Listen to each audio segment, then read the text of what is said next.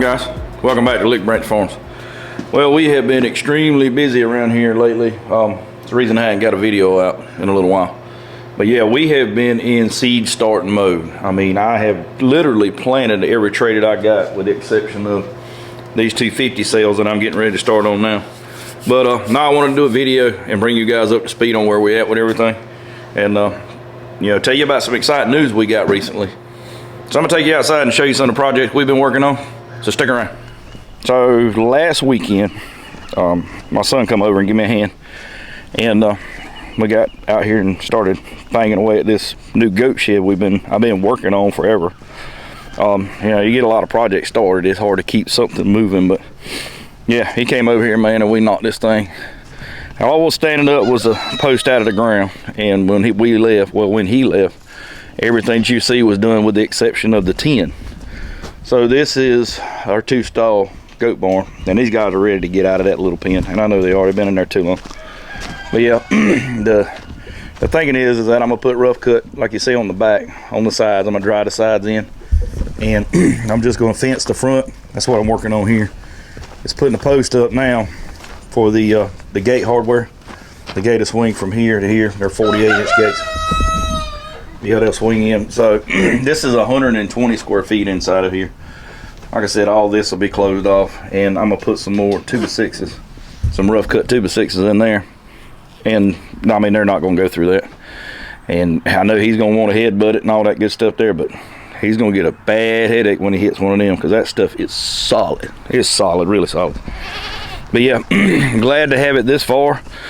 I ordered the 10 on Monday of last week. It came in on Wednesday, and we immediately throwed it up. And you can see it's 24 feet wide on the roof, and it's 14 feet long. So pretty happy with it.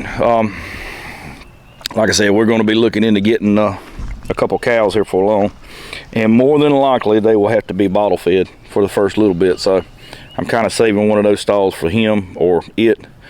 And the girls will go over here. Now Daisy, she's due to kid April. Yeah, she's due to kid next month early. And Maisie and Marley will be bred in May with Butterbean, and they will kid in November, September, October, something like that, 5 months. Anyway, he is going to be going down to the chicken coop, and we're going to be pulling another male onto the farm so we can breed the offspring that those girls have now. All right, so greenhouse project. So I don't know where we were at with this whenever I did the last video, and kind of give you an update, but I'm pretty sure there were still trees here. If not, they were cut down and just stumps. Well, I've got everything done that I need to do to get the greenhouse up. There's still a little root here and there. We got to get out and cut them up, but I still need to level this better, and I still got all the stumps over there, but we're going to get all that. I wanted to get the area ready for where the greenhouse is going to sit, and it's going to sit right here. And we were going to get conduit and bend hoops and all this stuff, and I got enough to do.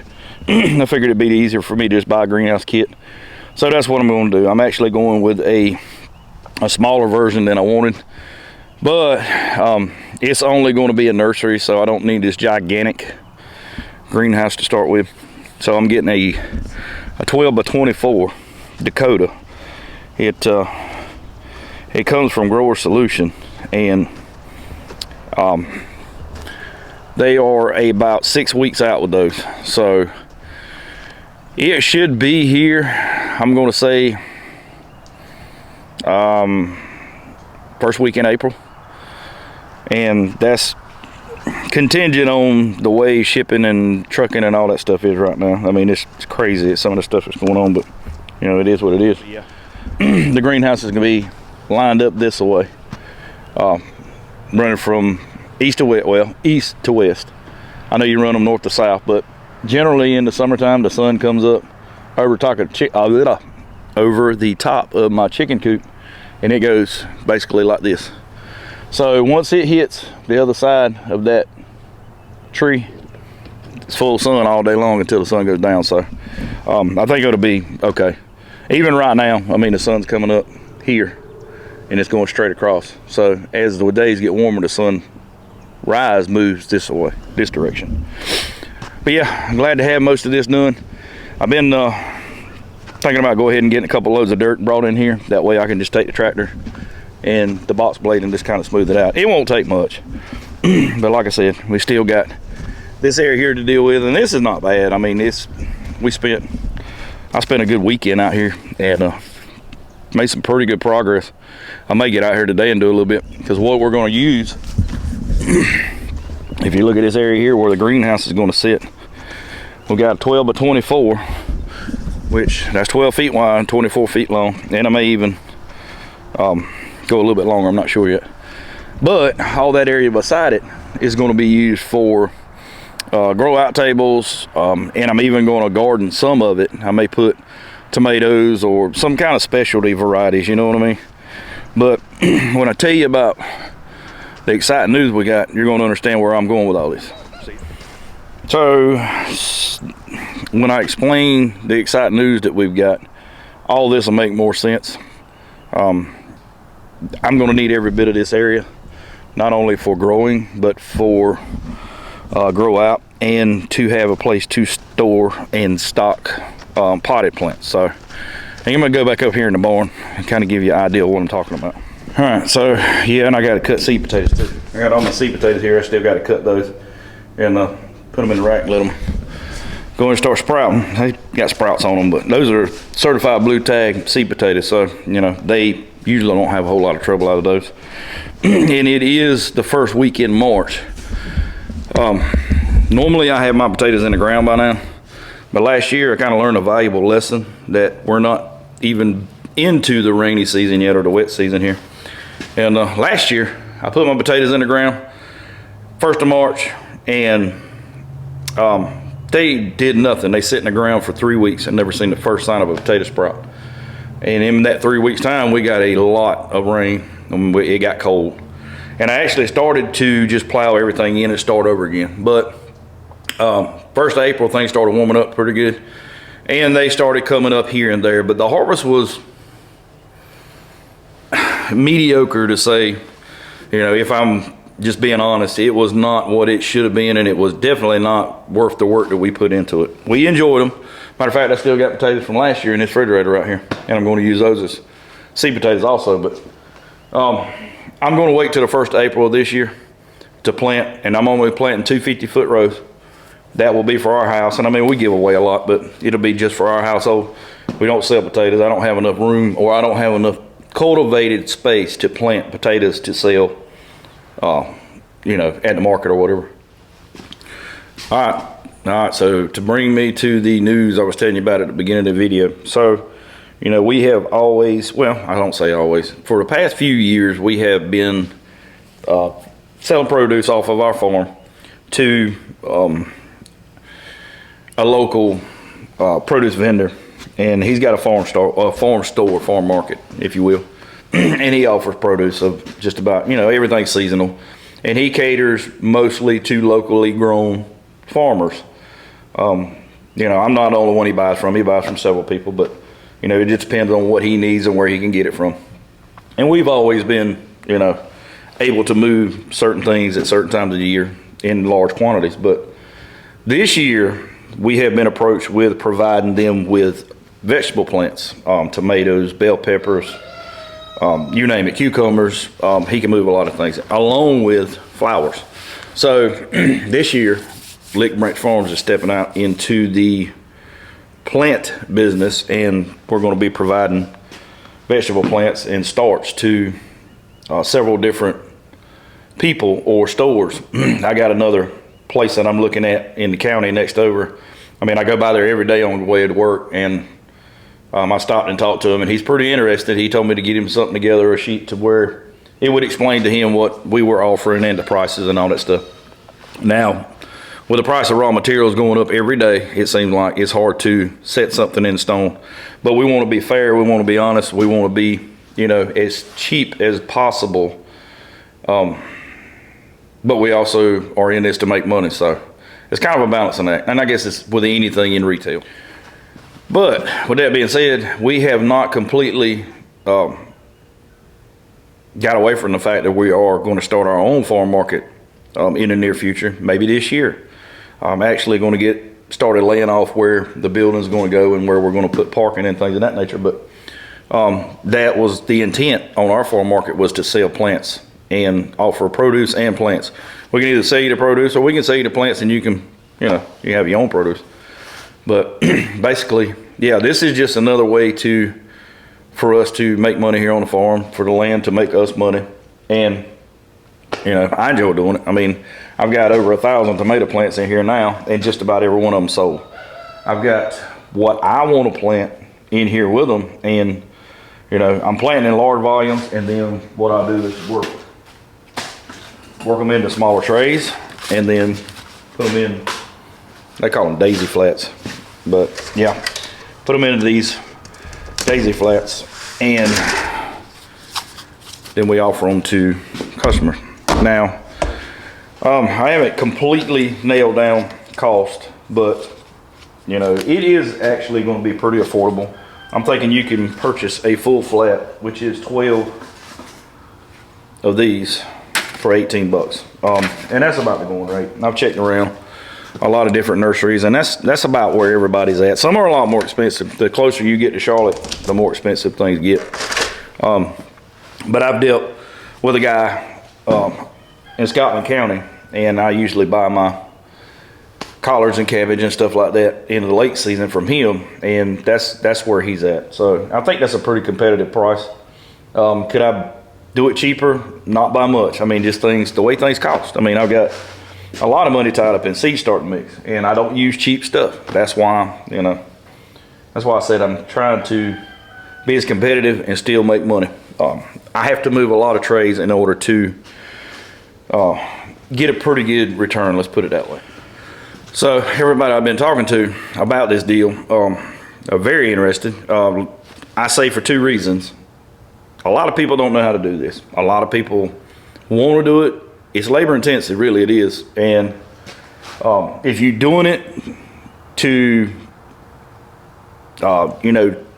fill your garden, is one thing. But when you're doing it to fill your garden with plants and 25 other people, it gets really, really, you need a lot of room, for one. You need a lot of space. Everything you see out in here, just about every one of these plants that you see out here, and there's 1,300 cabbage and cauliflower and broccoli plants on that top shelf alone. Not counting what's on the bottom. There's 1,300 plants on that top. There's over 1,000 tomato plants in here. So, I'm going to be switching over to bigger cell trays. So I've been using 162s, which I like, but I'm switching to 244s now because I need to be able to put more plants in one tray so I can kind of consolidate everything, if that makes sense. But yeah, my first seed order that I got was 2 weeks ago. I keep saying seed order, but it's a plant order. So I am going to start pumping out plants first full week in April. And my first order was for 100 trays. So this is one tray. You can see how many cells in there. There's 48 cells in there. 100 of these goes out here in about 3 weeks. And I have agreed to do it in 20 tray increments. So first week I'm gonna deliver 20 trays of cabbage, broccoli, cauliflower, some tomatoes, maybe some peppers. I got some peppers ready. I got 2 trays over there that's already got true leaves on them. I just fertilized them yesterday for the first time, but first order is going to go out with 20 trays, and then every week I'm going to try to pump out at least 20. And this is the one vendor. I'm thinking that if I can get 3 that will buy just like he does, then that'll be enough to keep me busy until I can expand into my nursery greenhouse, which should be, early summer. And by fall, we will definitely be able to push them out. I promise you that, because I've got some things I'm working on now that will help me streamline this process, and it will also allow us to bring in more customers, not only at our farm stand, but all the ones around the county. So with that being said, it's pretty exciting. It is going to create a new avenue for revenue here on the farm for us. One, and we're also still looking into the pork side of it, offering pasture-raised pork, which out of the 5 pigs that we've got now, 2 of them have already been sold for feeder pigs, and we have 3 left. 2 we're going to slaughter for us, our houses, and the 3rd, Duroc, she is coming here to our farm for breeding stock, and we're going to get started on that pen here before too much longer. And it won't take much for her, simply because it's going to be all electric, no panels and all that stuff. So then we're talking about the beef side of it, and the first 2 cows, it probably here be in about a couple of weeks. They're coming from a dairy, and a friend of mine, he's already got 8, but they call him when they have steers born, and it's pretty often. They have cows like every 2 to 3 weeks, and you know, they'll call him and see if he wants any more. Anyway, he's told me that, you know, next go around he'll give me a call and we'll go up there and pick them up. But they're Black Angus, and you know, pretty cows. The ones he got are beautiful cows. But yeah, we're going to get into that side of it on the beef side. Now it takes a long time to grow out cows, 2 to 3 years, to, you know, get them butcher weight. But we're going to step out into that and see just where that goes. You know, once we get this farm market started, we want to be able to offer everything from chicken eggs, chickens, pork, beef, vegetables. Everything's grown here on our farm, and a lot of people are looking for that. They're like looking for the locally grown produce and beef and pork, chicken, whatever, so they can drive here and pick it up and know where it was grown, how it was grown. You know, if you watch our videos, you know, you'll see everything, how we go about raising our vegetables and raising our animals. So yeah, we're really excited about that. Actually, recently, we just got the phone number for the farm here, so we can start advertising, and I've got to register with the Department of Agriculture here in this county and get all that stuff situated. Contact tax offices and all that stuff. There's a lot more to it than people think, but you know, we're headed down the right road. It's taken a while to get to where we're at now because we haven't borrowed money to do anything. We're paying for everything out of our pocket, and that way we don't have any overhead. Basically, once money starts coming in, you know, it'll help us get to another level. And I don't want to be so big that I got to hire help in to help me do this, but also want to be big enough to where, you know, in the long run, I could see it being something that I could do full time, and I enjoy it. So, you know, what did they say? If you enjoy what you do, you never work a day in your life. So we'll see. So guys, with all that being said, make sure you click this subscribe button and follow along as we get started on this. I mean, you know, who knows? This may wind up being something that is pretty lucrative. It could be a complete bust. Who knows? But, you know, go ahead and subscribe. That way you can keep up with it and follow along as we head down this road. All right, guys. Well, if you hadn't subscribed already, reach over here in this right hand corner and click that subscribe button and click the bell notification so you get notified every time we put out a new video. Like I said, you can follow along and watch as we get started down this path and see how it ends. But yeah, I appreciate you guys stopping by. Thank you for watching, and I'll see you on the next one.